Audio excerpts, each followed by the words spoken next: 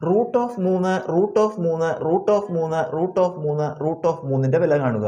ഇവിടെ റൂട്ട് ചിഹ്നത്തിനകത്ത് ഒരു 3 ഉണ്ട്, അതിനെ മറ്റൊരു റൂട്ട് 3 കൊണ്ട് ഗുണിച്ചിരിക്കുകയാണ്, അതിൻ്റെ ഉള്ളിൽ മറ്റൊരു റൂട്ട് 3 ഇട്ട് ഗുണിച്ചിരിക്കുന്നു. അങ്ങനെ 1 2 3 4 5 എണ്ണം ഉണ്ട്. ഇതിൻ്റെ വിലയാണ് കാണേണ്ടത്. കണക്ക് ചെയ്യാൻ നമ്മൾ ആദ്യം റൂട്ട് ചിഹ്നത്തിനകത്തെ സംഖ്യ എഴുതുക. റൂട്ട് ചിഹ്നത്തിനകത്തെ സംഖ്യ 3 ആണ്, അതാണ് പാദസംഖ്യ. അടുത്തത് കൃതി കാണുന്ന വിധം. കൃതി കാണാനുള്ള സൂത്രവാക്യം 2(n-1/2(n). ഇതിൽ n എന്ന് പറയുന്നത് റൂട്ട് ചിഹ്നങ്ങളുടെ എണ്ണാണ്. റൂട്ട് ചിഹ്നങ്ങളുടെ എണ്ണം എത്ര ഉണ്ടെന്ന് നോക്കുക. 1 2 3 4 5 ആണ്. അപ്പോൾ ഈ സൂത്രവാക്യത്തിൽ വില കൊടുക്കുക 2(5)(1/2)5. 2(5) എന്ന് പറഞ്ഞാൽ 2 5 തവണ ഗുണിക്കണം. അതായത് 32 - 1/2(5) 32.